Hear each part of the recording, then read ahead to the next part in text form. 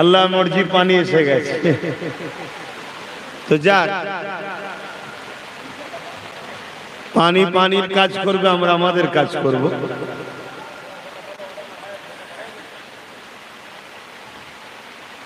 দরুদ এমন একটা বড় নিয়ামত,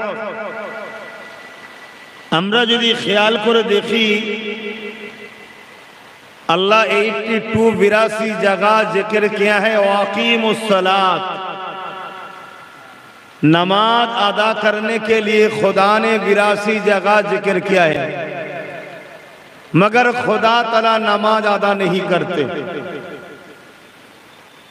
खुदा मालदार के लिए ज़कात फर्ज किए हैं, मगर खुदा ज़कात अदा नहीं करते। साल में एक महीना रमजान की रोजा रखना हमारे लिए खुदा ने फर्ज किए हैं, मगर खुदा रोजा अदा नहीं करते। हर चीज हुक्म हमारे लिए, मगर दरूद एक ऐसी बड़ा अमल है, ऐसी बड़ा नियामत चीज है जो पहले खुदा ने फरमाया इन्नल्लाह, बेशक मैं खुदा, पहले खुदा भेजते हैं, व मलाइकतहू, साथ में मेरे फरिश्तों भी, युसल्लून अला नबी, नबी पर दरूद भेजते हैं। बोलिए सुभान अल्लाह। दरूদের বেলায় আল্লাহ বলছে প্রথমে আমি পাঠাই, তারপরে আমার ফেরেশতারা পাঠায়। একটা কিছু এই দিক টারাল করে দেন না, তাহলে কোনো ভিজবে না, ছট নাই না। তো সেই জায়গাতে अल्लाह पाक ईमानदार घरों बोलते या अय्युहल्लज़ीना आमनू, हर इंसान को खुदा ने नहीं बुलाया दरूद पढ़ने के लिए, क्योंकि दरूद हबीब पर है, ये हर इंसान की काम नहीं है।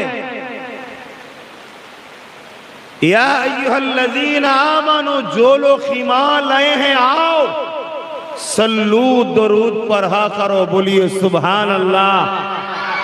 তোমরা দরুদ পড়বে আমার হাবিবের উপরে, আর বিনিময়ে আমার হাবিবের শাফাআত নিয়ে জান্নাতে যাবে। জোরে বলুন সুবহানাল্লাহ। তো দরুদের ফজিলত অনেক, সেই দরুদ আমাদেরকে পড়তে হবে, এটা আমাদের ঈমানদারের দায়িত্ব। আর একটা কথা বলে নিই, এই যে আপনারা ভলেন্টিয়ার কার্ড করেছেন, এই ভলেন্টিয়ারের কার্ডে চাঁদ তারা ছবি দিয়েছেন। আপনারা কি দিয়েছেন? চাঁদ তারা। সমাজের বুকে কিছু অশিক্ষিত মানুষ থাকে, যাদের যতই বুঝাও তারা বুঝতে চায় না। আমাদের সমাজে কিছু অশিক্ষিত মানুষ আছে, তারা সমাজের এক শ্রেণীর মানুষের ব্রেন ওয়াশ করেছে। চাঁদ তারা হলো পাকিস্তানের। আরে চাঁদ তারা পাকিস্তানে বাবাখালী সম্পদ নয়, চাঁদ তারা হলো মহান সৃষ্টিকর্তা, সৃষ্টি মানুষ্য জাতির জন্য বানিয়েছে। চাঁদ প্রত্যেকটা মানুষের জন্য, তারাও প্রত্যেকটা মানুষের জন্য। কিন্তু এই কালচার আমাদের মধ্যে এমন ভাবে ঢুকিয়ে দিচ্ছে, এই চাঁদ তারাতে আমাদেরকে সমাজের মুখে একটা মিসইউজ করছে, মিসগাইড করছে। ওটাকেও কিন্তু আমাদের একটু খেয়াল রাখা দরকার। তো আসেন আমরা আমাদের মাহফিলের দিকে আগাই। জবান খুলে দরুদ পড়েন। আল্লাহুম্মা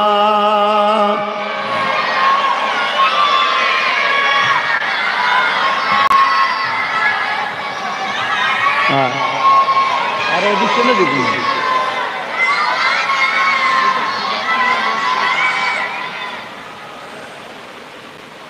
मेरे आँखों की बुदली में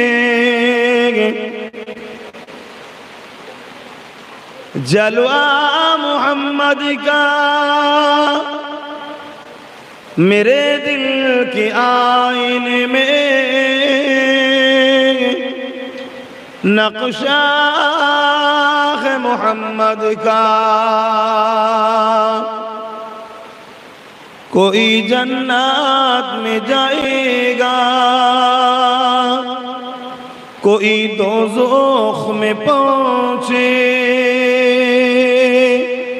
मदीने की तरफ दौड़ दीवाना मोहम्मद का अल्लाहुम्मा सल्ले अला।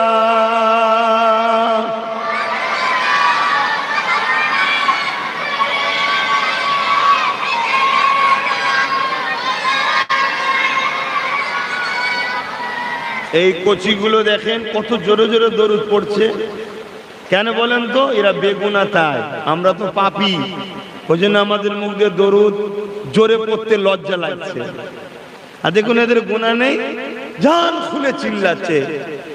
এটাকেই ঈমান বলে? এরকম পাগল হতে হয় নবীর জন্য, একেই বলা হয় ঈমানদার।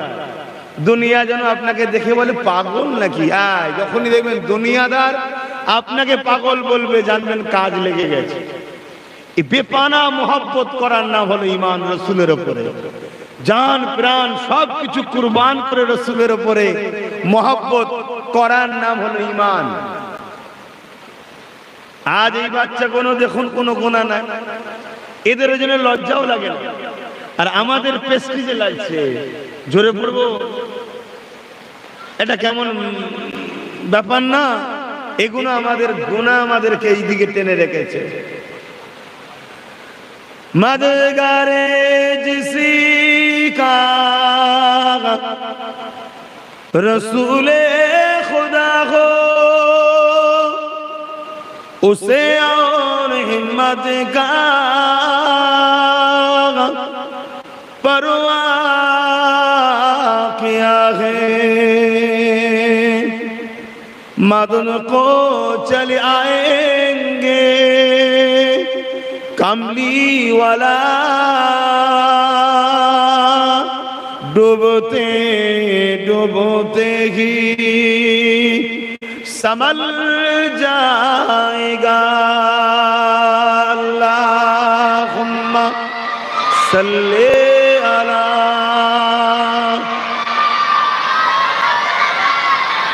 वला आले सय्यदना।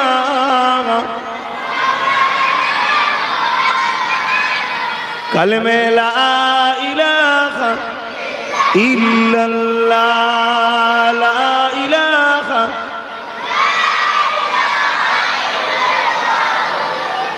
मुहम्मदुर रसूलुल्लाह, ला इलाहा इल्लल्लाह, ला इलाहा, ला इलाहा इल्लल्लाह मुहम्मदुर रसूलुल्लाह।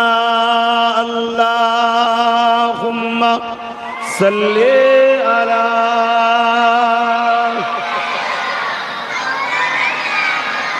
वला आले सय्यदना।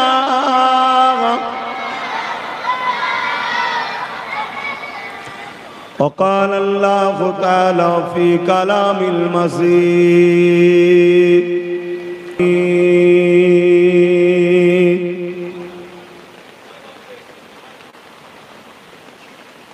لقد كان لكم في رسول الله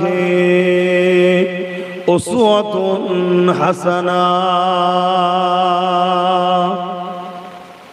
আমার আব্বা জানেরা, আমার নওজোয়ান তরুণেরা, যুবকেরা, ছোট ছোট বাচ্চারা, উলামা হাজরাত, হাফেজে কোরআন, নামাজি, মুত্তাকি ইমাম সাহেবগণেরা, দূর দূরান্তে অবস্থিত আমাদের সকলের মা ও বোনেরা, আল্লাহ পাকের দরবারে শুকরিয়া।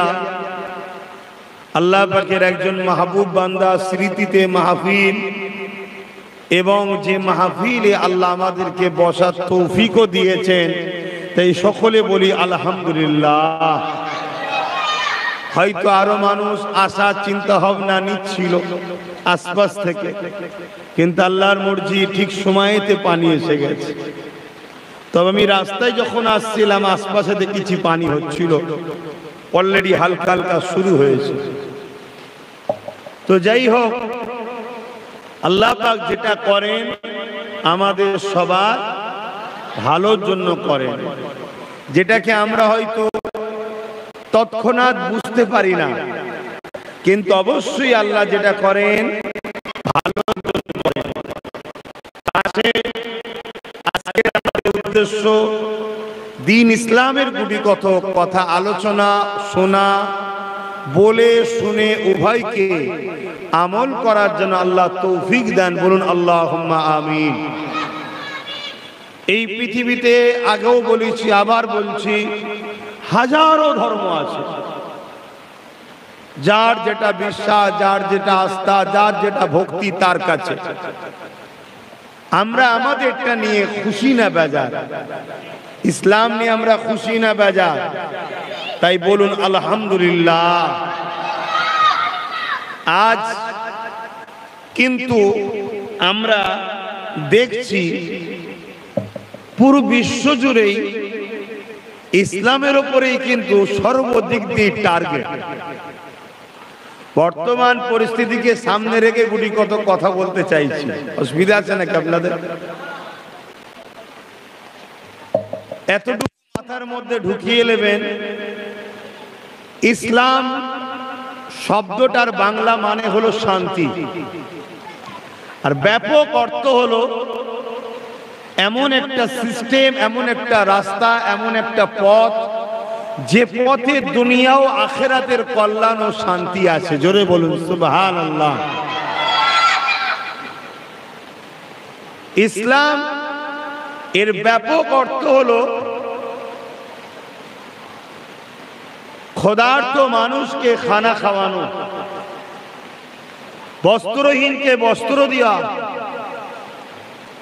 অসহায়কে আশ্রয় দেওয়া, ন্যায় প্রতিষ্ঠিত করা, ইনসাফ ইনসানিয়াত প্রতিষ্ঠিত করা, জুলুমকে খতম করা, নেশামুক্ত সমাজ গড়া, দুর্নীতি মুক্ত সমাজ গড়া, চোর মুক্ত সমাজ গড়া, লুট মুক্ত সমাজ গড়া, এতিমের অধিকার দেওয়া, বিধবার অধিকার দেওয়া, মা বাপের সম্মান দেওয়া, বড়দের সম্মান, ছোটদের স্নেহ। হাতটাকে শোনেন, ইসলাম মানে নিজের মাতৃভূমিকে সার্বভৌমত্ব নিরাপদে রাখার নাম ইসলাম। জোরে বলুন সুবহানাল্লাহ। হ্যাঁ, ইসলাম একত্ববাদের বিশ্বাসের নাম। ইসলাম তাওহীদকে বিশ্বাসের নাম।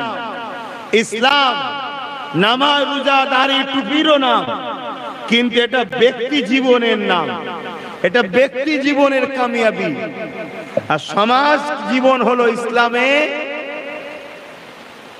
না ইনসাফ ইনসানিয়াত, মনুষ্যত্ব, সত্য, মানুষের কল্যাণ, সমাজে সাম্য প্রতিষ্ঠিত করার নাম হলো ইসলাম। জোরে বলুন সুবহানাল্লাহ। তাহলে ইসলামের উপরে এত বিরোধী কেন? প্রশ্ন থাকতে পারে তো নাকি? ইসলাম যখন ক্ষুধার্ত মানুষকে খানা দিবার নাম, ক্ষুধার্ত মানুষকে ছিনিয়ে নিবার নাম ইসলাম নয়। ক্ষুধার্ত মানুষের খানা ছিনিয়ে নিবার নাম হলো সন্ত্রাস।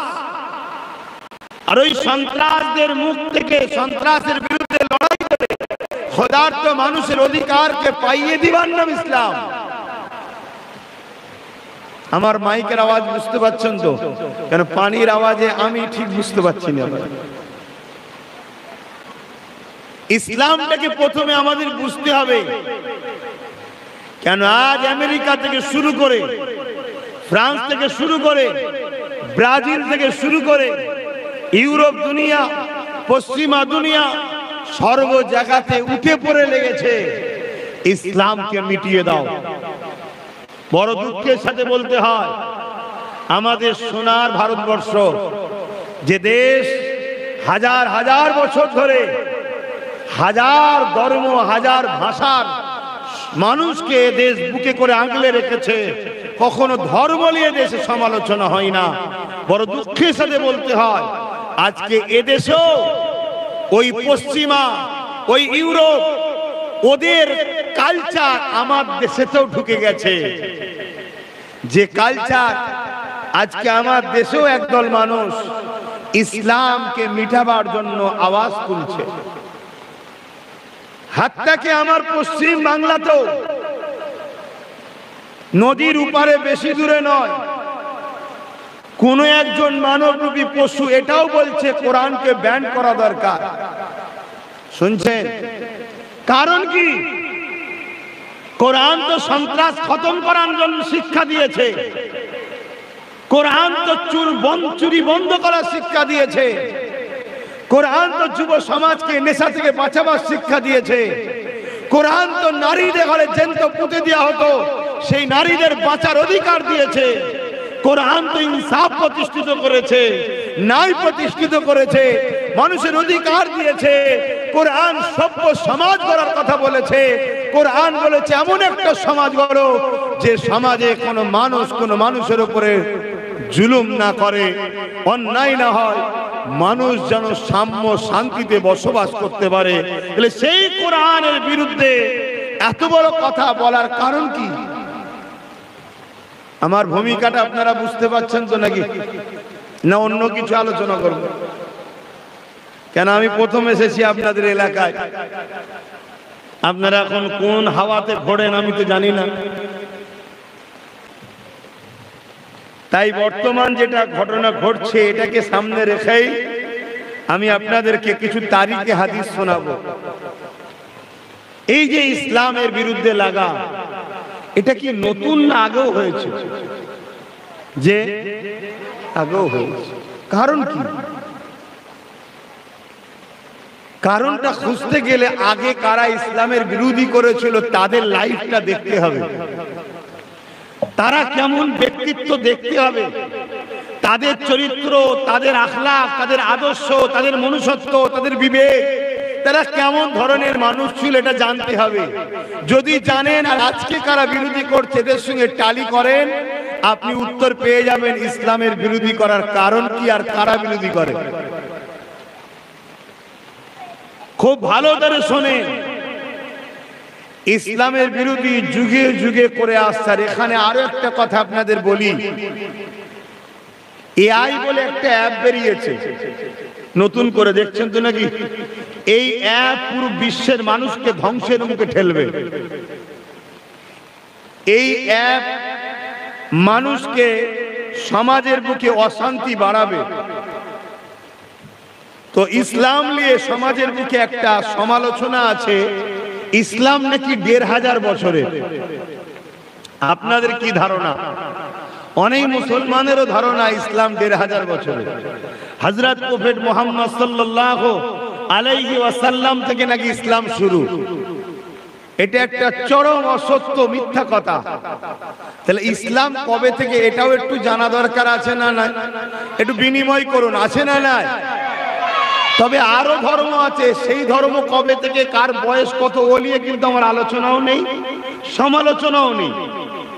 কে কি বলছে আমার শোনারও দরকার নাই, কিন্তু আমারটা নিয়ে কেউ মাথা মারুক এটা আমি পছন্দ।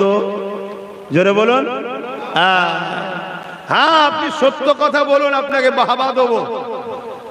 আপনি গেঁজা খেয়ে ভুল বকবেন, মেনে নেওয়া সম্ভব নয়।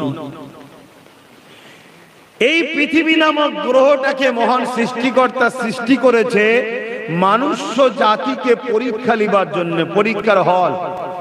প্রতিটা কামিয়াবির আগে একটা পরীক্ষা দিতে হয়। যেমন আপনাদের এলাকার আমাদের মাস্টার শামসুল আলম সাহেব বসে আছেন, এলাকায় মানুষের উপরে আসতে পারতেন তো? আসেন মাস্টার সাহেব, উপরে আসেন না।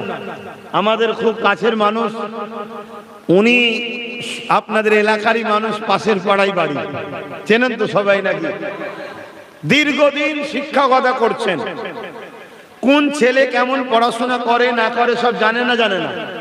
তা রেজাল্ট তো বসিয়ে দিলে হয় না? সমাজের গার্জেনরা বলবে স্যার বেশি পয়সা নিয়ে অমুককে মনে হয় পাস করিয়ে দিয়েছে। এজন্য একটা পরীক্ষা নিতে হয়, টেস্ট দিতে হয়, ঠিক না বেটি? খাতা, তোমার ছেলে কি লিখেছে দেখো, চ্যালেঞ্জে যদি আসো দেখো। তা আমার আল্লাহ বান্দা কি করে না করে সবই জানে। তা আল্লাহ তৈরি করে জান্নাতে দিতে পারতেন, কিন্তু না, তোমরা দুনিয়া নামক গ্রহতে যাও, আমার একটু পরীক্ষায় টেস্ট দাও। যারা ভালো পরীক্ষা দেবে তাদেরকে আল্লাহ চির শান্তির জান্নাত দেবে। জোরে বলুন সুবহানাল্লাহ। আর যারা এই দুনিয়ায় ফেল করবে তাদের জন্য চির আযাবের জায়গা জাহান্নাম রয়েছে। আল্লাহ যেন আমাদেরকে ওলিদের দুয়ার ওসিলায় জান্নাতে স্থান দান করে। বলুন আল্লাহুম্মা আমিন। তো ভাইরা আমার, এই দুনিয়া নামক গ্রহতে সর্বপ্রথম দুজন এসেছিলেন মানুষ। একজনের নাম হলো আদম আলাইহিস সালাম, আর একজনের নাম হলো হাওয়া আলাইহিমুস সালাম। এনারা দুজন এই পৃথিবীতে প্রথম এসেছিলেন। এই দুজনার আগে পৃথিবীতে কোনো মানুষ আসেনি। এই দুজনেরও ধর্ম ছিল ইসলাম। জোরে বলুন সুবহানাল্লাহ। আরো জোরে বলুন সুবহানাল্লাহ। খুশিতে বলুন আল্লাহু আকবার। তাহলে ইসলাম কবে থেকে বুঝতে পারছেন? কবে থেকে বুঝতে পারছেন? পৃথিবীর প্রথম পুরুষ আর প্রথম নারী যারা প্রত্যেকটা মানুষ জাতির বাবা আর মা, সে মুসলিম হোক, হিন্দু হোক, আদিবাসী হোক, সাঁওতাল হোক, বাগদি হোক, কুলে হোক, মুচি হোক, ডোম হোক, যেই হোক, যে কোনো জাতির হোক, ভাষার হোক, প্রত্যেকটা মানুষ সৃষ্টি হয়েছে এই দুজন নারী আর পুরুষের মিলনের মাধ্যমে। প্রথমের নাম হলো আদম, যিনি আব্বাজান, আর মায়ের নাম হলো হাওয়া, যিনি আমাদের সবার মা। এই দিক দিয়ে আমরা হিন্দু, মুসলমান, দলিত, আদিবাসী, সাঁওতাল, বাগদি, আমরা সবাই কিন্তু ভাই বোন। আমরা সবাই কি ভাই বোন, এক বাপ মার ছেলে আমরা সবাই। এই দিক দিয়ে তিনারা দুজন প্রথম এসেছিলেন। তিনাদের ধর্ম ছিল কি? ইসলাম। কেন বললাম ইসলাম? ইসলামের প্রথম কথা হলো লা ইলাহা ইল্লাল্লাহ, अल्लाह के सिवा दूसरा कोई माबूद ही नहीं। बाप आदम अलैहिस्सलाम एक আল্লাহর উপাসনা করতেন আর মা হাওয়া এক আল্লাহর উপাসনা করতেন। জোরে বলুন সুবহানাল্লাহ। ভারতের মানুষ হিসাবে আমরা গর্বিত। কেন আমাদের ভারতবর্ষের মুসলমানদের জেনে রাখা দরকার। কিছু লোক বারবার আমাদেরকে অনেক কিছু বলে, আমাদেরও জেনে রাখা দরকার ভারতবর্ষে ইসলাম কবে এসেছে, জানা দরকার আছে না নাই? ডাইরেক্ট জান্নাত থেকে বাপ আদম আলাইহিস সালাম এসেছিলেন হিন্দুস্তানে। সেদিন হিন্দুস্তানে ইসলাম ছিল। জোরে বলুন সুবহানাল্লাহ। তাহলে ইসলাম ভারতবর্ষে কবে থেকে? তৃতীয় কোনো মানুষ নেই সেদিন থেকে ইসলাম। দ্বিতীয় কোনো ভারতবর্ষে মানুষ নাই সেদিন থেকে এদেশে ইসলাম, সেদিন থেকে। আমরা আলহামদুলিল্লাহ আমাদের আব্বাজান আদম আলাইহিস সালামের ধর্মের উপরে আছি, আমরা গর্বিত। বলুন আলহামদুলিল্লাহ। আর এটাও শুনে আমরা খুশি হব, বাপ আদম আলাইহিস সালামের পেশিনাতে নূরে মুহাম্মদ সাল্লাল্লাহু আলাইহি ওয়াসাল্লাম প্রথম ভারতে এসেছিলেন। জোরে বলুন সুবহানাল্লাহ। অতএব এদেশের গুরুত্ব পৃথিবীর বুকে একটা আলাদা।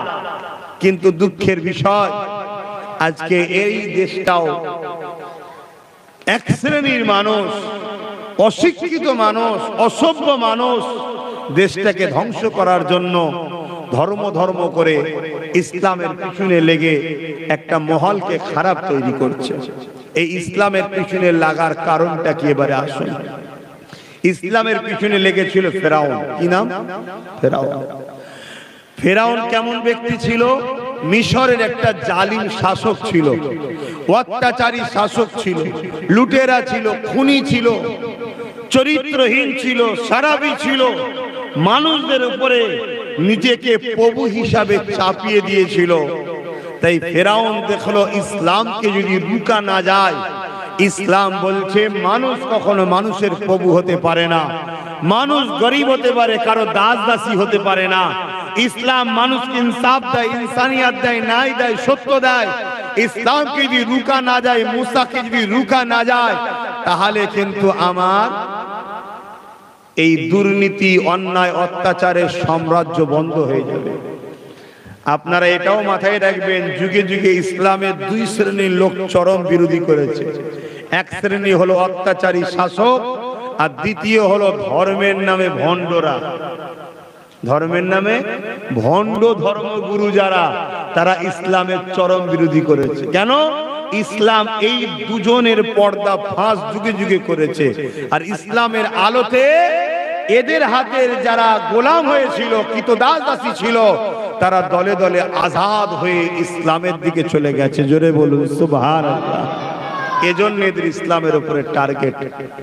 তো মুসা আলাইহিস সালামকে আল্লাহ পাঠালেন ফেরাউনের অত্যাচারের হাত থেকে ইসলাম প্রচার, ন্যায় প্রচার, সত্য প্রচার মানুষের কাছে করার জন্য। মুসা আলাইহিস সালাম যখন এ কথা প্রচার করছে, মুসা নবীর উপরে চারিদিক দিয়ে জুলুম হচ্ছে, আল্লাহ পাক একদিন মুসা নবীকে বললেন, মুসা, ফেরাউন এবারে খোদা দাবি করেছে, খোদা দাবি করেছে। অলরেডি আমাদেরও দেশে যিনি মাথায় বসে আছে উনিও খেয়াল করে দেখুন কিছু একটা দাবি করে বসে আছে।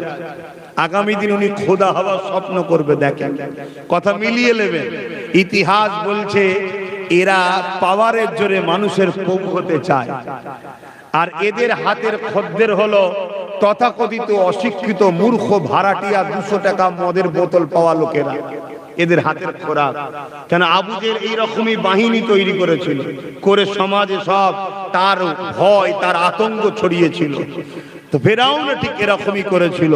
তো মুসা নবীকে যখন আল্লাহ বললেন, যাও ফেরাউনকে যে বলো যে ফেরাউন অন্যায় করছে, বড্ড বাড়াবাড়ি করছে। মুসা নবী আল্লাহকে বললেন, আল্লাহ আমি তো একা আর আমার ভাই হারুন।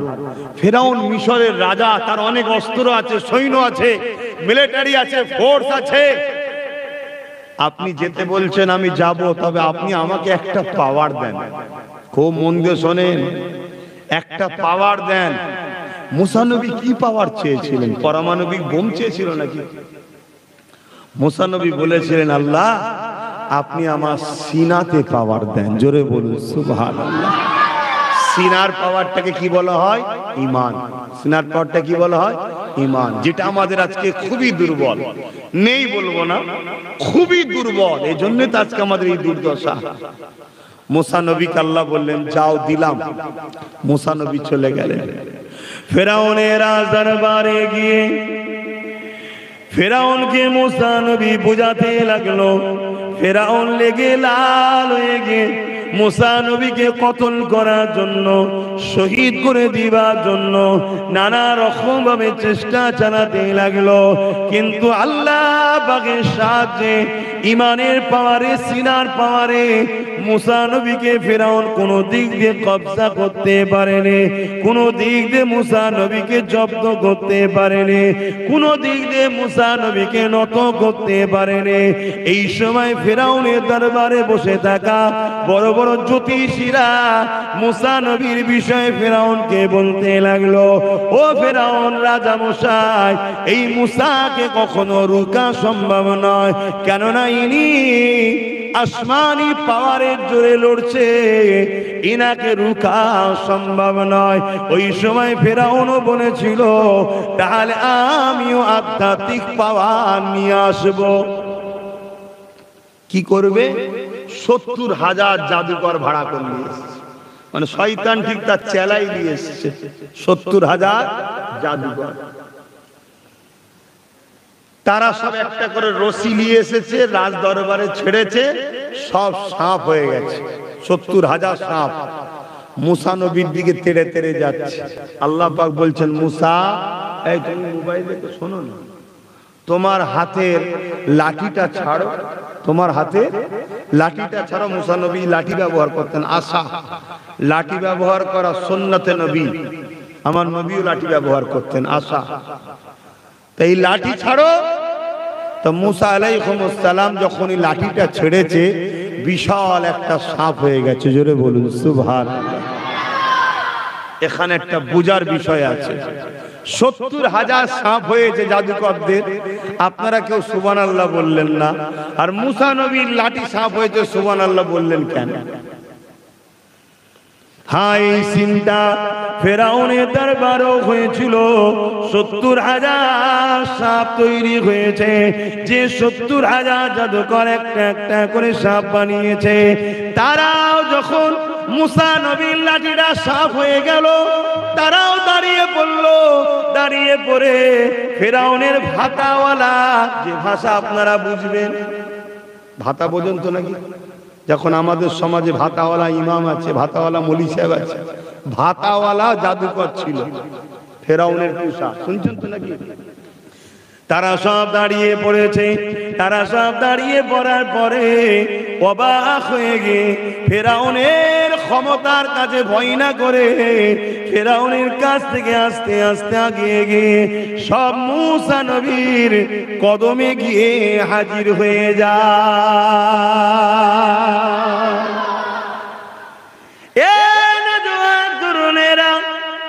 এই দৃশ্য দেখে ফেরাউন রেগে লাল হয়ে যায়। ফেরাউন বলতে লাগলো, এ জাদুকরেরা, আমি তোমাদেরকে ভাতা দিয়ে রেখেছি, মাইনে দিয়ে রেখেছি, আমি তোমাদেরকে খাইয়ে থাকি, আমি তোমাদেরকে লালন পালন করে থাকি, তুমি আমাদের দিকে না থেকে মুসার দিকে চলে গেলে কেন? তোমরাও দড়ি ছেড়েছ, সাপ হয়েছে, মুসা দড়ির জায়গায় লাঠি ছেড়েছে, সাপ হয়েছে, এতে আশ্চর্য হবার কি আছে? ওই সময় সেই জাদুকররা বলেছিল, এ ফেরাউন শুনে রেখে দাও, আমরা যে দড়িটা ছেড়েছি এই রশিটা দড়ি রয়েছে, দড়ি রয়েছে, মানুষ দেখছে সাপ হয়েছে, মানুষের চোখে ধোঁকা দেওয়া হয়েছে, কিন্তু মূসা নবী যে লাঠিটা ছেড়েছে ওটা লাঠি না, সত্যিকারেরই সাপ হয়েছে।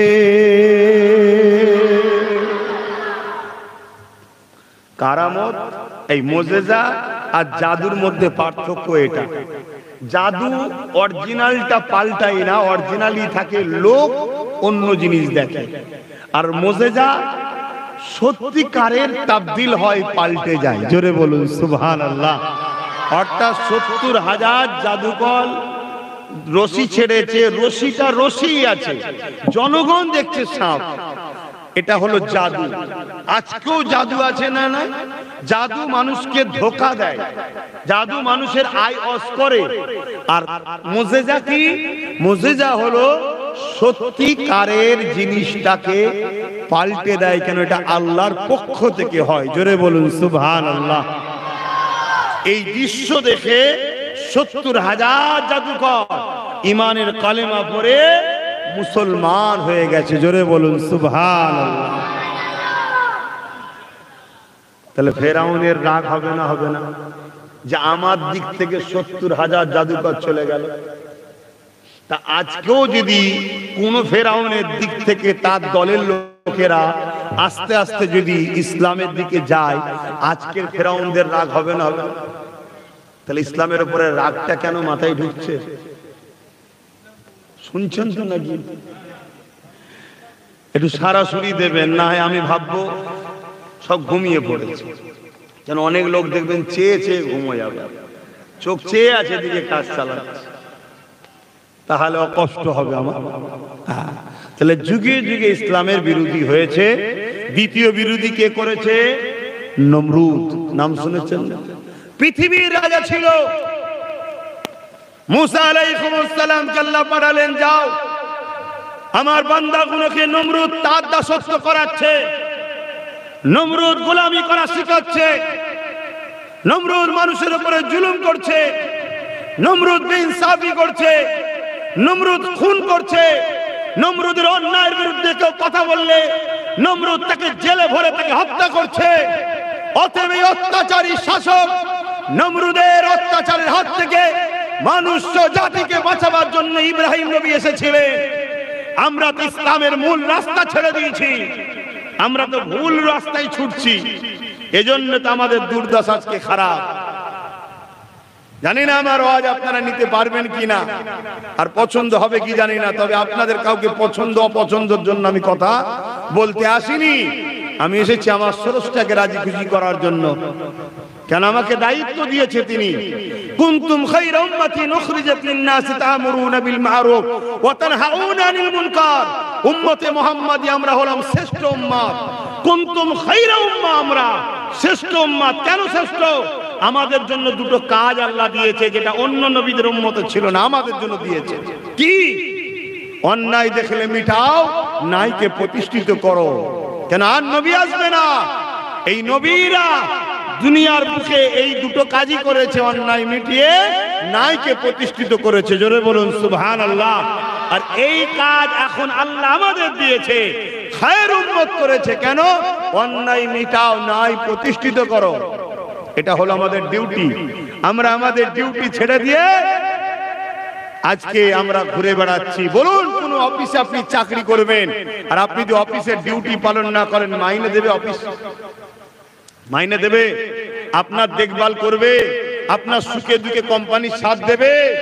আল্লাহ আমাদেরকে যে ডিউটিটা দিয়েছে ওই ডিউটি ছেড়ে দিয়ে আজকে আমরা জালিমদের দলদাস হয়ে ঘুরে বেড়াচ্ছি, জালিমদের পিছনে হই হই করে ঘুরে বেড়াচ্ছি। এজন্যই তো আজ আমরা ধ্বংসের দিকে যাচ্ছি। আসুন আমরা আমাদের কাজটাকে বুঝে নিই, আমরা আমাদের কাজের দিকে মনোযোগ দিই। অবশ্যই আল্লাহ তিনি আছেন যিনি ফেরাউনকে নীল নদে ডুবিয়ে ডুবিয়ে মেরেছেন। সেই আল্লাহ আজও আছেন যিনি নমরুদের মতো পৃথিবীর বড় রাজাকে একটা খোঁড়া মশা দিয়ে মেরেছে। জোরে বলুন সুবহানাল্লাহ। মুসা আলাইহিস সালাম যখন ন্যায় সত্যের কথা বললেন, ইনসাফের কথা বললেন, একটা দুটো করে মানুষ মুসা নবীর দিকে আসছে, একটা দুটো করে মানুষ মুসা নবী ইব্রাহিম নবীর দিকে আসছে। ফেরাউনের কাছে, নমরুদের কাছে খবর চলে গেল। নমরুদ কি করলো? বিশাল বড় একটা অগ্নিকুণ্ড তৈরি করেছে, আগুন তৈরি করেছে। সেই আগুন তৈরি করে ইব্রাহিম আলাইহিস সালামকে ফেলে দিবার পরিকল্পনা করলো, ফেলে দিবার পরিকল্পনা করলো, যেটা ইরাকের ব্যাবিলনে রয়েছে। কিন্তু এত আগুন হয়ে গেছে যে ফেলার মতো কাছে যে মানুষ যে ফেলবে কাছে যেতে পারছে না।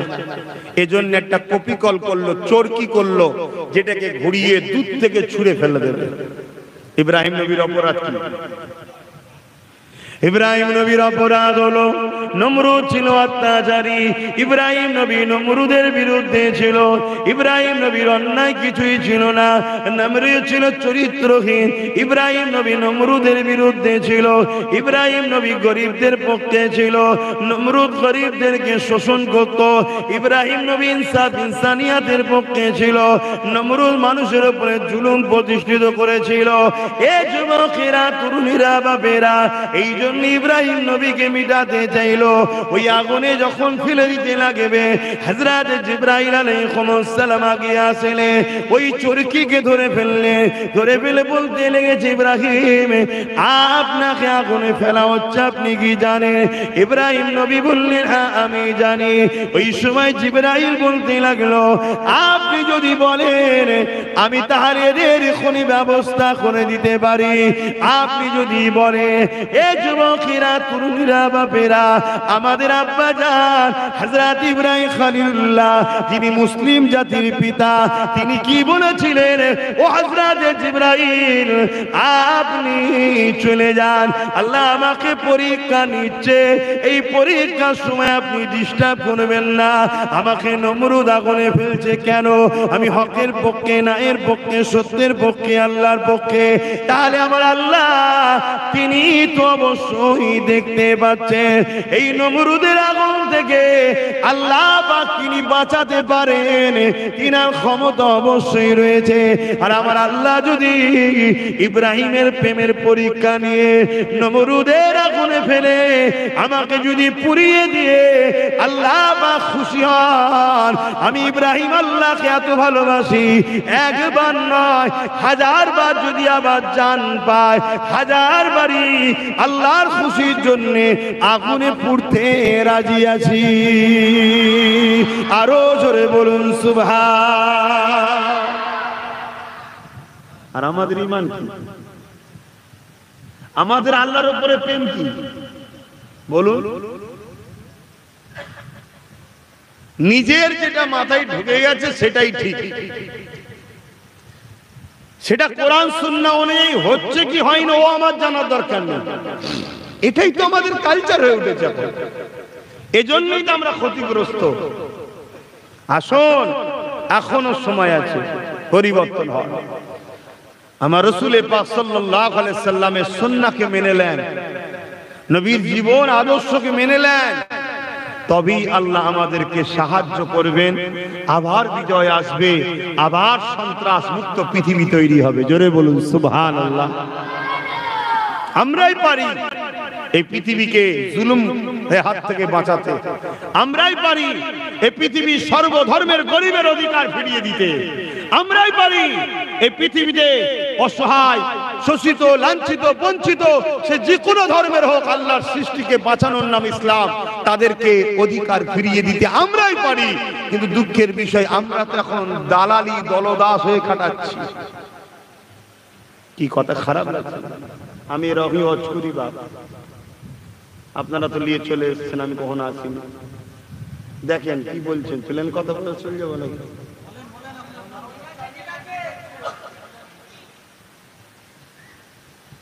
দুটো তো রাস্তা। আল্লাহ নবী বলেছে হক কথা বলো, যদি মুখে না বলতে পারো অন্তর থেকে ঘৃণা করে সরে যাও। বলতে যেখানে পারবো না সেখানে ওয়াজ করবো কেন? কথা তো ক্লিয়ার। কেন জবান দিয়েছে আল্লাহ, মুহাম্মদ সাল্লাল্লাহু আলাইহি ওয়াসাল্লামের সদকায় পেয়েছি, অতএব এই জবানে তো হক কথা বলতেই হবে, না আল্লাহর কাছে তো জবাব দিতে হবে। আপনাদেরকে জবান কে দিয়েছে? তাহলে হক কথা বলতে হবে, না হয় আল্লাহর কাছে ধরা পড়তে হবে। এই সমাজে কত মানুষ আছে জবানে কথা নাই, আ আ করতে রে, যার ভাষাও কেউ বুঝছে না। আল্লাহ কত সুন্দর কথা দিয়েছে, তাই আমরা একে অপরকে কথা বলতে পারি। হক কথা যদি না বলি আল্লাহ তো ধরবে। এই যে হজের সময় চলছে, ইব্রাহিম আলাইহিস সালাম তিনার স্মৃতিটাই হলো হজ। জোরে বলুন সুবহানাল্লাহ। হজটা কি? হজটা কি? আপনারা হজ করেছেন তো, অনেকে আছেন এখানে হজ করেছেন তো। হজটা কি? হজটা হলো ইয়াদগারে ইব্রাহিম আলাইহিস সালাম। আমার নবী ইব্রাহিম সাল্লামের সেলিব্রিটি, তিনার সেলিব্রেশন করা, তিনার স্মৃতি বানানো, তিনার ইয়াদগার বানানো। এখানে একটা পয়েন্ট আপনাদেরকে বলে দিই, আমাদের সমাজের মধ্যে একটা ধারণা জন্ম নিচ্ছে যে নবীর নাকি ঈদে মিলাদুন নবী করা যাবে না। এটা অ্যাকচুয়ালি ইসলাম বিদ্বেষীদের একটা ষড়যন্ত্র আমাদের মধ্যে একদল আলেমদের দ্বারা ঢুকানো হচ্ছে। নবীর মিলাদকে অস্বীকার করা মানেই তো নবীকে খোদা বানিয়ে দেওয়া। নাউজুবিল্লাহ। নবী কি খোদা নাকি? জোরে বলুন। মিলাদ তো আল্লাহর নেই। মিলাদ মানে কি? জন্ম। মিলাদ মানে কি? জন্ম। কিন্তু নবীর শানে জন্ম বলতে নাই, নবীর শানে হচ্ছে আগমন। নবীর শানে কি?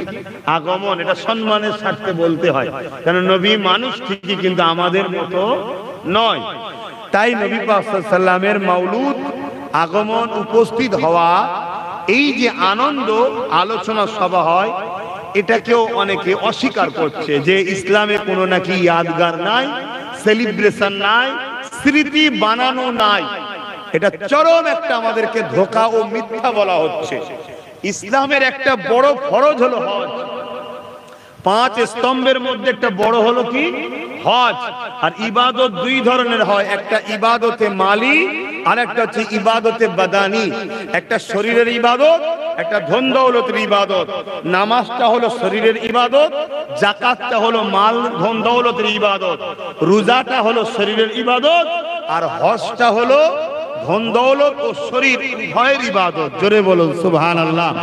কেন যিনারা হজ করেছেন তিনারা জানেন হজে অনেক কষ্টের কাজ আছে ভাই, অনেক কষ্টের কাজ আছে। আরাফা, মিনা, মুজদালিফা, এই যে কাজগুলো আছে অনেক কষ্টের। লাখো লাখো মানুষ কষ্ট সহ্য না করতে পেরে ইন্তেকাল হয়ে যায়, এত কষ্টের কাজ। এবং এখানে যেতে গেলে অনেক একটা অর্থেরও খরচ আছে, তাই এখানে অর্থেরও ইবাদত হচ্ছে, ইবাদতে মালি, ইবাদতে বাদানি। এই হজটা কি? এই হজটা সম্পূর্ণ ইব্রাহিম আলাইহিস সালামের স্মৃতি। এখন হজ চলছে, অলরেডি হাজিরা যাচ্ছে। আমি কি একটু হজ নিয়ে দু কথা বলবো আপনাদের কাছে? একটু সকলে বলেন, শুনতে ইচ্ছুক তো নাকি? তারপর আবার যদি সময় থেকে ওদিকে যাচ্ছি। আসুন আমরা হজে যারা গেছি তাদের থেকে জিজ্ঞাসা করি, বা যারা যায় আমরা তাদেরকে তুলতেও যাই, কম বেশি আমরা জানি, না গেলেও জানি হজে কি হয়। প্রথম হচ্ছে এখান থেকে রেডি হয়ে সব গেল, যাবার পরে দুটো থান কাপড় পরতে হয়, তাই তো নাকি? বিনা সেলাই করা দুটো থান কাপড় পরতে হয়। এবং মনে রাখবেন ভেতরে কোনো কাপড় রাখা চলবে না। কথা মাথায় ঢুকছে? এই দুটো থান কাপড় পরতে হয় কেন? অথচ আমরা কোটি কোটি টাকার মালিক, লাখ লাখ টাকার মালিক, দামি দামি জামা কাপড় সব রয়েছে, কিন্তু সব খুলে ফেলতে হয়। দুনিয়ায় যদি একটুখানি কোন নেতা টাইপের হয়, তার সাথে দেখা করতে গেলে ভালো জামা কাপড় না থাকলে ধার করেও লোক নিয়ে যায়। কেন? ভিআইপির কাছে যাচ্ছি, গেটম্যান হয়তো ভিখারি বলে বার করে দিতে পারে। তো ওইখানে বিনা সিলাই করা, আল্লাহর দাওয়াতে যাচ্ছি, কাবায় হাজিরি দিচ্ছি, বিনা সিলাই করা দুটো থান কাপড় কেন পরতে হয় জানেন আপনারা? আজ থেকে 4500 বছর কিছু কম বেশি আগে হযরতে আব্বাজান ইব্রাহিম আলাইহিস সালাম যখন কাবা শরীফ তৈরি করেন এবং কাবাকে যখন তৈরি করে তওয়াফ করেন, তখন আব্বাজান ইব্রাহিম আলাইহিস সালামের গায়ে ওই দুটো থান চাদরওয়ালা কাপড় ছিল। জোরে বলুন সুবহানাল্লাহ। ইব্রাহিম নবীর ইউনিফর্মটা, ইব্রাহিম নবীর ড্রেসটা আল্লাহ পাক আমাদের জন্য কাবা শরীফে প্রবেশ করার ইউনিফর্ম হিসাবে গ্রান্টেড করে দিয়েছে। জোরে বলুন সুবহানাল্লাহ। যুগে যুগে কিয়ামত পর্যন্ত আসবি, আমার ইব্রাহিমের ইয়াদগার দুটো থান কাপড় ছিল, ওই দুটো খান কাপড়ের স্মৃতি বানাবি। জোরে বলুন সুবহানাল্লাহ। ইব্রাহিম নবীর যদি স্মৃতি দুটো থান কাপড়টা বানানো হয়, তাহলে মুহাম্মদ রাসূল যখন এসেছিলেন বহুত কিছু ইতিহাস ঘটেছে, ওটা কি আমাদের যুগে যুগের আলোচনার দরকার আছে না নয়? তাই তো ঈদে মিলাদুন নবী আমরা করি, তাই তো নাকি? কিন্তু দুঃখ এ নিয়ে ইখতিলাফ আমাদের সমাজে আছে, এটা না হওয়াটা উচিত।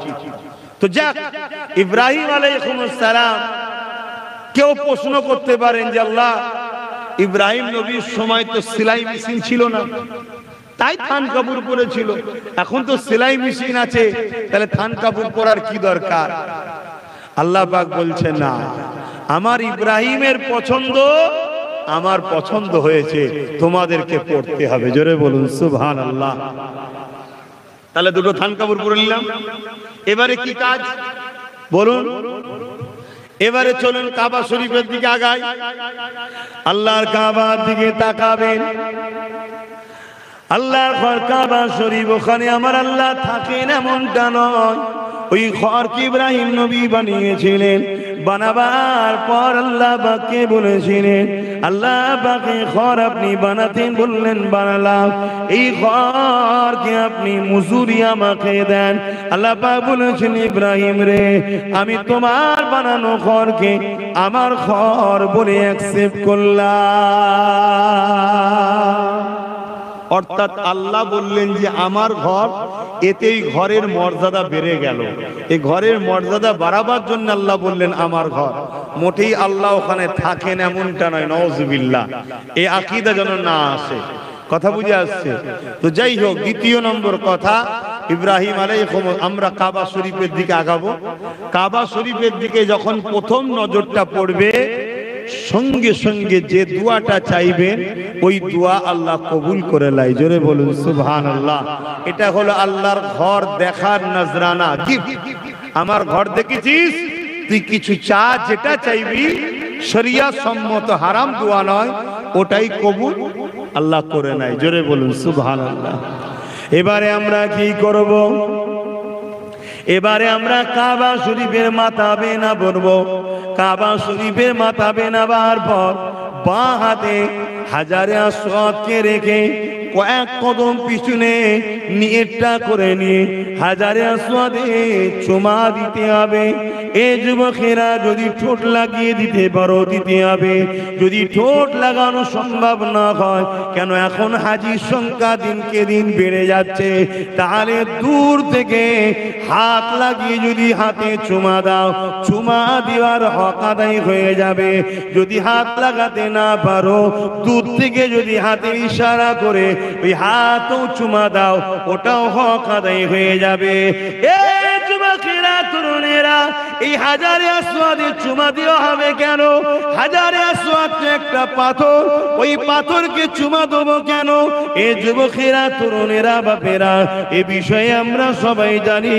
হযরত ওমর ফারুক রাদিয়াল্লাহু তাআলা থেকে রায়াত আছে, তিনি বলতে লাগলেন, এ হাজারে আসওয়াদ রে, আমি তোমাকে চুমা দিতাম না যদি আল্লাহ নবীর ঠোঁট মুবারক তোমাকে যদি স্পষ্ট না গুনাহ করত। যেখানে নবী ঠোঁট লেগেছে তে আমি হাজারে আসওয়াদ তোমাকে চুমা দিচ্ছি। তবে মনে রাখবেন, হাজারে আসওয়াদ হলো জান্নাতি পাথর, সাদা কালারের ছিল। হুদুদে হারামাইন শরীফ কাকে বলে জানেন? বলুন হুদুদ। হুদুদে হারামাইন শরীফ কতটা এলাকা জানেন? ওই পাথরটা যখন এসে লাগানো হয়, ওই পাথরের আলো যত দূর গিয়েছিল ওই এলাকাটাকে বলা হয় হুদুদে হারামাইন শরীফ। জোরে বলুন সুবহানাল্লাহ। এখন তো সব বাড়ি ঘর হয়ে গেছে, কিন্তু বহুত বড় এলাকা। ওই পাথরটা এত পরিষ্কার ছিল যে পাথর থেকে নূর চমকাতো। এই যেটাকে বলা হয়, এই লাইটের আরবি হলো নূর, জ্যোতির আরবি কি? নূর। ও পুরো এলাকা, যেমন আলো গোনার জন্য এলাকা আলো হচ্ছে, কিন্তু এই হাজারে আসওয়াদের আলোতে পুরো মক্কার এলাকা আলোকিত হয়ে গিয়েছিল। জোরে বলুন সুবহানাল্লাহ। ওই হাজারে আসওয়াদ জান্নাতি পাথর। ও পাথরের আরেকটা বৈশিষ্ট্য আছে, যখন গুনাহগার চুমা দেয় ওই হাজারে আসওয়াদ তার গুনাহকে টেনে বেগুনাহ করে দেয়। জোরে বলুন সুবহানাল্লাহ। কিন্তু এখানে একটা প্রশ্ন, আমার নবী পাথরকে চুমা দিয়েছে না পাথর লাভে মোহাম্মদ রসুলকে চুমেছে? এটা একটু জানা দরকার আছে, তাই তো নাকি? হ্যাঁ, হায় বাবেরা, নওজওয়ান তরুণেরা, আল্লাহ নবী পাথরে চুমা দিয়েছে। ওমর ফারুক বলতে লেগেছে, আমি দেখলাম রসুলের ঠোঁট লেগেছে তাই তোকে দিলাম, কিন্তু আমার নবী চুমা দিয়েছে না পাথর আমার নবীকে চুমা দিয়েছে, এ বিষয়ে একটুখানি তারিখ খুঁজে দেখা যায়। এই যুবকেরা, তরুণেরা, আল্লাহ নবী দুধমা হযরত হালিমা রাদিয়াল্লাহু তাআলা আনহা যখন শিশুবেলায় আমার নবী পাককে মক্কা থেকে কোলে করে নিয়ে নিজের শহরের দিকে রওনা দিতে লেগেছে, ওই সময়তে দুধমা হালিমা বলতে লেগেছে, মক্কা জমিনে আসলাম, কাবাকে একবার তওয়াফ করে যায়, কেননা কাবাকে তওয়াফ হাজার হাজার বছর ধরে আসছে। বাপ ইব্রাহিম নবীও তওয়াফ করেছে। মনে রাখবে, নূহ আলাইহিস সালামের জমানাতে এই কাবা শরীফ পানিতে দফন হয়ে গিয়েছিল। ইব্রাহিম নবী দ্বিতীয়বার সংস্কার করেছে। এই দ্বিতীয়বার কাবা তৈরি হয়েছে, 4500 বছর হয়ে গেছে। এই যুবকেরা, তরুণেরা, বাপেরা, আম্মা জান দুধমা হালিমা বলতে লাগলে, আমি হাজারে আসওয়াদে যখন চুমা দিতে লাগলাম, আমি হালিমা ভাবলাম এত একটা জান্নাতের পাথর, এই নিয়ামত পাথরটা বাচ্চাকে একটু চুমা দেয় কেন? হালিমা জানে না এই বাচ্চাটা কে, তখন জানে না। তাই আম্মা হালিমা ভাবতে লেগেছে এই নিয়ামত পাথরটা বাচ্চাকে একটু চুমা দিই।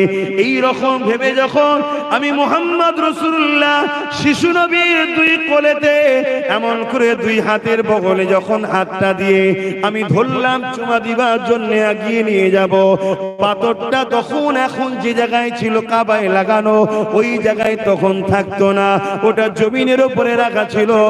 আমি অবাক হয়ে গেলাম, পাথরটা শূন্যে ভেসে গিয়ে মুহাম্মদ রাসূলের ঠোঁটে লেগে যায়। আরো জোরে বলুন সুবহান, আরো জোরে বলুন সুবহানাল্লাহ। নারে দিবে, নারে দিবে, বলুন লব্বাইক লব্বাইক লব্বাইক, নারে দিবে। তাহলে আমার রসুলকে পাথর চুমা দিয়েছে, হুজুর চুমা দেয়নি কেন? হুজুর ওসিলাই জান্নাত তৈরি, আর পাথরটা জান্নাত থেকে এসেছে, আর হুজুর জান্নাতেরও জান্নাত। জোরে বলুন সুবহানাল্লাহ। সেই নবী আমাদের দিলে নাই তো, সেই নবী আমাদের দিলে নাই, তাই আমরা বিপদে পড়ছি। না ইব্রাহিম আলাইহিস সালাম কে যখন নমরুদ আগুনে ফেলেছিল, যে আগুনের কাছে কেউ যেতে পারছিল না, ইব্রাহিম নবী পুড়েছিল। জোরে বলুন পুড়েছিল। তারিখে হাদিস খুলে দেখুন, কিতাবওয়ালারা লিখছে তখন নূরে মুহাম্মদ সাল্লাল্লাহু আলাইহি ওয়াসাল্লাম ইব্রাহিম নবীর পেশিনাতে ছিল, তাই আগুনের ক্ষমতা হয়নি ইব্রাহিম নবীকে পোড়াবার। জোরে বলুন সুবহানাল্লাহ। কুল কায়নাতে যা কিছু হচ্ছে সবই আল্লাহর হুকুম, কিন্তু ওয়াস্তা হলো মুহাম্মদ রাসূল। জোরে বলুন সুবহানাল্লাহ। সেই নবীকে আদব করুন, পিয়ার করুন, এটা আমাদের জন্য ঈমান। এটা আমাদের জন্য কি বলছি? আমাদের জন্য ঈমান।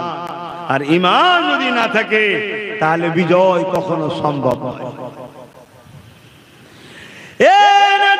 তরুণেরা হাজারে আসওয়াদে চুমা দিবার পর আর আপনি তওয়াফ শুরু করে দেবেন। আর এমন করে তওয়াফ করতে করতে করতে করতে 7 চক্কর যখন দেয়া হয়ে যাবে, এবারে আমাদের জন্য কি ডিউটি আল্লাহ দিয়েছে? আল্লাহ এবারে আমি কি করব? আমার আল্লাহ কোরআনে জানিয়ে দিলে মাকাম ইব্রাহিম আর কাবার দিকে মুখ করে মাকাম ইব্রাহিমকে সামনে রেখে, অর্থাৎ তোমার আর কাবার বিচখানে মাকাম ইব্রাহিমকে রেখে, মাকাম ইব্রাহিমকে সামনে রেখে কাবার দিকে মুখ করে আমি আল্লাহ আমাকে সিজদা দাও। ও রব্বি আল্লাহ, দুনিয়ার যে কোনো প্রান্ত থেকে কাবার দিকে মুখ করে আমরা সিজদা দিই, কেননা এটা হলো ডিসিপ্লিনের জন্য। কাবাকে আমরা সিজদা করি না, কাবা তো পাথর দ্বারা তৈরি। আমরা সিজদা একমাত্র করি তিনাকে, যিনি কাবার মালিক। আমরা সিজদা করি একমাত্র তিনাকে, যিনি পাহাড় জমিন আসমান কুল কায়নাত চাঁদ সূর্যের মালিক। এই যুবকেরা কোন সৃষ্টির কাছে মাথা নত করি না, কোন সৃষ্টির কাছে আমরা মাথা নত করি না।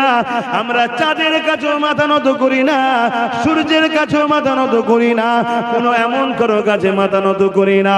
মনে রাখবেন, যত বড় আল্লাহর ওলি হোক না কেন, তার কাছেও কিন্তু আমরা মাথা নত করি না।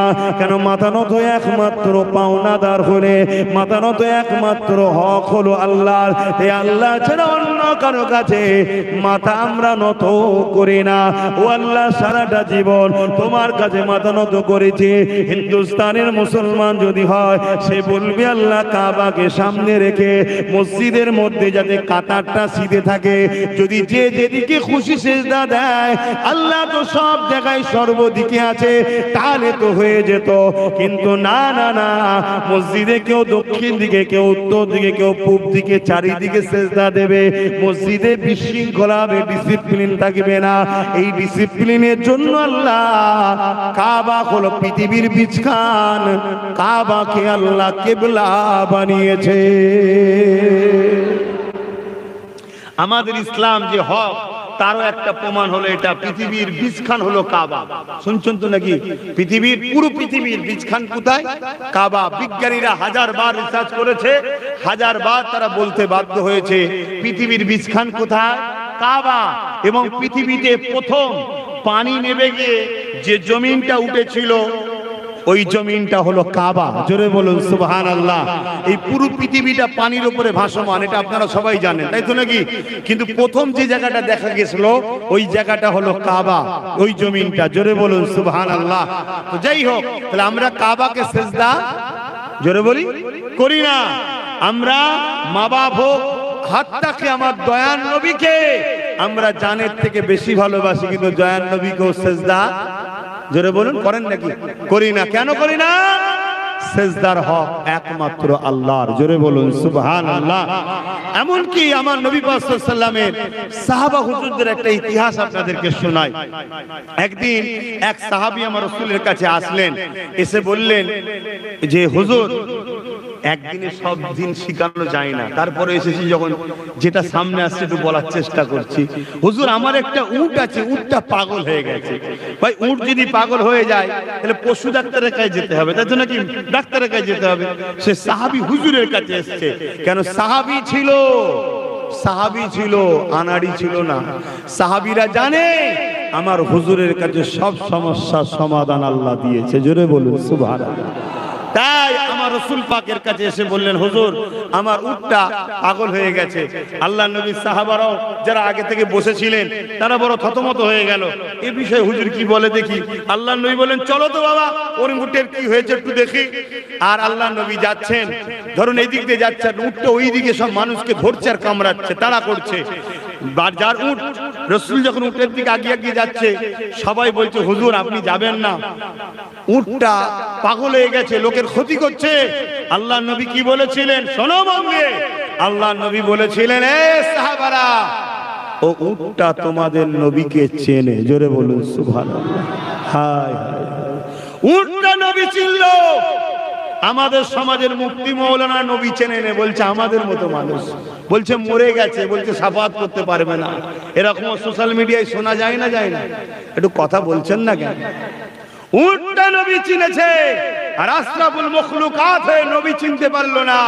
অনেকে ধারণা নবী নাকি শাফাত করতে পারবে না, বলুন নাউজুবিল্লাহ। এগুলো আমাদের মধ্যে খাওয়ানো হচ্ছে।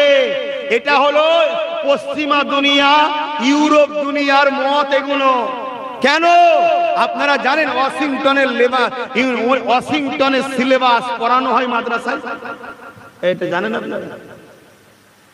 ব্রিটেনের মাটির তলায় খ্রিস্টানদের গোপন মাদ্রাসা আছে, আপনারা জানেন? কি করে বুঝবেন ইসলামটাকে? আমরা তো দাড়ি দেখলে মনে করি মুসলমান, টুপি দেখলে মনে করি মুসলমান, জুব্বা দেখলে মনে করি মুসলমান, নামাজ পড়লে মনে করি মুসলমান, হজ করলে মনে করি মুসলমান, দান করলে মনে করি ইমানদার, রোজা রেখেছে মনে করি ইমানদার। এগুলো কোন জিনিসের সঙ্গে ইমানের কোনো সম্পর্ক না, এগুলো সব ইমানের মধ্যে।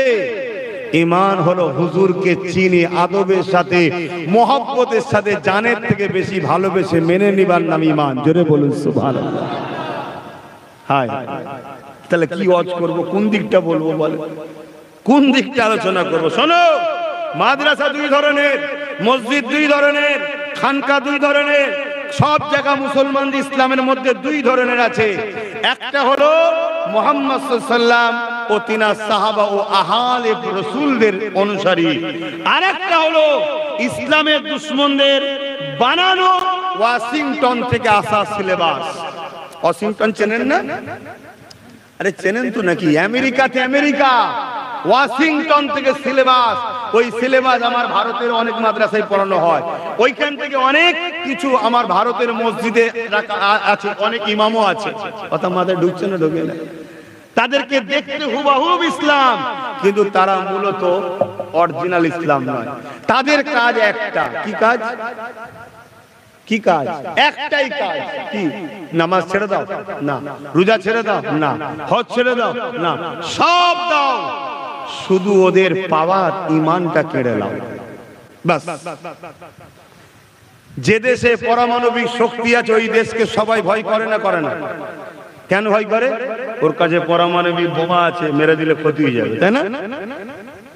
বিশ্ব হাজার হাজার বার ইসলাম ও মুসলমানকে মিটাবার জন্য বিশ্বের বুকে হাজারো লড়াই হয়েছে। চীনে একটা লড়াই হয়েছিল বাদশা হারুন আর রশিদের নেতৃত্বের সময়ে, তিনার প্রধান সেনাপতির নেতৃত্বে। মাত্র 30,000 ইসলামের যুবক ছিল। কত? এই অসুবিধা হচ্ছে নাকি আপনাদের? একটু সরাসরি দেন। কত? 30,000। আর চাইনিজ তৎকালীন সময় যে গভর্নমেন্ট ছিল, রাজা, তখন রাজাপোতা ছিল, খবর যখন পেল তখন তার বিরুদ্ধে সৈন্য পাঠিয়েছিল 15 লক্ষ। মন দিয়ে শোনো, কত? 15 লক্ষ। 30,000-এর মোকাবেলায় সৈন্য পাঠাচ্ছে কত? 15 লক্ষ। 30,000 যুবকের হাতে কোনো অস্ত্র ছিল না, একটা করে শুধু ঘোড়া ছিল। 15 লক্ষ চাইনিজ সেনা, অস্ত্র ছিল, সব ছিল। এরপরও 30,000-এর কাছে 15 লক্ষ পরাজিত হয়েছিল, 30,000 জিতেছিল। এটা হলো হিস্ট্রি, এটা হলো ইতিহাস। কারণ কি? 30,000-এর কাছে অস্ত্র ঘোড়া ছিল না, কিন্তু সিনাতে রাসূলের ইশক, আদব, ভালোবাসা, ঈমানের পাওয়ার ছিল। জোরে বলুন সুবহানাল্লাহ। এই যে মসজিদে আকসা নিয়ে লড়াই হচ্ছে না, মসজিদে আকসা বারবার জালিমরা জোর করে দখল করেছে। এর অনেক ইতিহাস আছে। মসজিদে আকসা হলো এমন একটা নিয়ামতপূর্ণ মসজিদ, যার কবজায় থাকে পুরো পৃথিবীর শাসন ক্ষমতা তার হাতে থাকে। বললেন না সুবহানাল্লাহ? এটাও বোঝাতে হবে। আল্লাহ মসজিদে আকসাকে এত নিয়ামত করেছে, এই মসজিদে আকসা যার কবজায় থাকে পুরো পৃথিবীতে তার রাজত্ব চলে। তাই মসজিদে আকসাকে কবজা করার স্বপ্ন যুগে যুগে অনেকবার অনেক হুকুমতরা দেখেছে, অনেকবার মুসলমানদেরকে কতল করে হত্যা করে মসজিদে আকসাকে কবজা করেছে। কিন্তু মনে রাখবে, আবার আল্লাহ কারো না কারো হাত দিয়ে, যেমন হযরত ওমর ফারুক হুজুরের হাতে একবার মসজিদে আকসাকে আল্লাহ আবার বিজয়ও করিয়েছে, উদ্ধারও করিয়েছে। জোরে বলুন সুবহানাল্লাহ। আর তখনই আমাদের হাত থেকে কেড়ে নিতে পেরেছে, মন দিয়ে শুনবেন, তখনই আমরা পরাজিত হয়েছি। যদি আমরাই জয় করি তা পরাজয় হয় কেন? একটা প্রশ্ন তো। তখনই আমাদের হাত থেকে মসজিদে আকসা কেড়ে নিতে জালিমরা সাহস পেরেছে বা সাকসেসফুল হয়েছে যখন মুসলমানদের মধ্যে মুনাফিক গাদ্দার মুসলমান বেড়েছিল। তখন শুনছেন তো নাকি? যুগে যুগে আমরা যতবার ঠকেছি বা ঝাড় খেয়েছি বা আমাদের হাত থেকে কিছু ফসকেছে, এর কারণ একটাই, ছদ্মবেশী গাদ্দার মুনাফিক মুসলমানদের জন্য। স্পেনে 800 বছর আমরা রাজত্ব করেছি। কত বছর? ওই স্পেন আমাদের হাত থেকে ফসকেছিল কিভাবে? ওই একদল মুনাফিক ছদ্মবেশী গাদ্দার মুসলমানদের ওসিলায়। আজকে পুরো ভারতবর্ষ জুড়ে আমরা মার খাচ্ছি, তাই তো নাকি? এর পিছনে আমি চ্যালেঞ্জের সাথে বলছি, একদল মুনাফিক গাদ্দার মুসলমানদের জন্য আমরা মার খাচ্ছি। আমাদের বাবরি মসজিদ চলে গেল, তাই তো নাকি? এই বাবরি মসজিদ গেছে, এর পিছনে হলো একদল গাদ্দার মুনাফিক মুসলমানরা মসজিদকে বিক্রি করেছে। হারামখোররা হারাম খাওয়ার জন্য বিক্রি করেছে। যারা বলেছিল একটা মসজিদ যাই, যাক দেশে শান্তি আসো, আরে অন্যায় দিয়ে বেইনসাফি দিয়ে কখনো শান্তি আসতে পারে না। কেউ যদি তোমার একটা হাত কেটে লাই, যদি বলে আছে ঠিক আছে গেছে গেছে একটা হাত, চলো, আরে যে একটা হাত কেটেছে তার মানে তুমি তাকে ছেড়ে দিলে সে তোমার আরো 10টা হাত কাটবে, আরো 10 জনের, কারণ সে মজা পেয়ে গেছে। একটা মসজিদের জন্য আজকে পুরো দেশের ওয়াকফ আইন তৈরি করে সবকে দখল করার স্বপ্ন ওরা দেখছে। সেদিন যদি ঠুটে দিয়ে এলো, সেদিন যদি উপযুক্ত জবাব দেওয়া যেত, সেদিন যদি রুখে দেওয়া যেত, তাহলে আজকে আইনটা করার সাহস করতে। কিন্তু গাদ্দাররা আমাদের মাথায় বসে আছে, মুসলমান সেজে, বড় বড় দাড়ি, বড় বড় মাওলানা, বড় বড় মুফতি, বড় বড় আল্লামা আমাদের মাথায় বসে আছে, হারামখোর গাদ্দার হয়ে বসে আছে। এই যে জায়গা ওয়াকফ তো নাকি? এ কথা বলুন, এ ওয়াকফ তো নাকি? ওয়াকফ স্টেটের আন্ডারে তো দলিল আছে কাজ, যাই ওয়াকফ স্টেট তো নাকি? সার্চ করে দেখবে লাল কালি পড়ে গেছে নাকি। কথা মাথায় ঢুকছে না? ঢুকে এই সব কিছু দোষ হলো একদল গাদ্দার মুনাফিক মুসলমানদের জন্য। এ থেকে রক্ষা পাওয়ার উপায় আছে। কে বলেছেন? আছে, আছে না নাই? কথা বলুন, আছে না নাই? সর্বপ্রথম কাজ হলো দুনিয়া সবাইকে অনুসরণ করা বন্ধ করো। একমাত্র আমাদের নেতা একজনই, হযরত প্রফেট মুহাম্মদ সাল্লাল্লাহু আলাইহি ওয়াসাল্লাম, তিনি ছাড়া আমাদের দ্বিতীয় কোনো নেতা নয়। এটা আমাদের প্রথম ঠিক করো। দ্বিতীয় নম্বর কি? যে আলেম উলামা, পীর, পীরজাদা, মুফতি, মাওলানা রাসূলের সঙ্গে আপনাকে জুড়তে চাইবে, তাকে আপনি বাহাবা দিন, তার সাথে থাকুন। সে যেভাবে রাসূলুল্লাহর রাস্তা দেখাচ্ছে, এই রাস্তাটা মানুন, তার রাস্তা নয়, রাসূলুল্লাহর রাস্তা। তাহলে দেখবেন বিজয় আপনারা পাবেন, কামিয়াবি আপনারা পাবেন। আজকের আবু জেহেল, আজকের ফেরাউন, আজকের নমরুদদের আল্লাহ অবশ্যই শায়েস্তা করে দেবে। আর তুমি যদি তা না করে রাসূল থেকে দূরে সরে যাও, মনে রাখবে সূরা বাকারার মধ্যে আল্লাহ জানাচ্ছে, তোমরা আমার হাবিবকে ছেড়ে যাদের অনুসরণ করবে, আমি আল্লাহ তাদেরকে ক্ষমতায় এনে তাদের হাতে তোমাদের মিটাবো। আজকে হচ্ছে না? হয় না? বলুন বলুন। এই বাংলায় বিগত দিন যাদের হয়ে হই হই করেছিলাম, তারা সব ঝুপঝাপ করে লাভ মেরে আমাদেরকে গাল দিচ্ছে না, দেয় না? এই যে নদীর উপরে একজন পড়ে আছে, ভার মাতাল নাকি জানি না, ভুল ভাল বকে, দেখছেন না? একটা সময় ওর পিছনে মুসলমান ছিল না, ছিল না? ছুটছিল না, ছুটে নেই?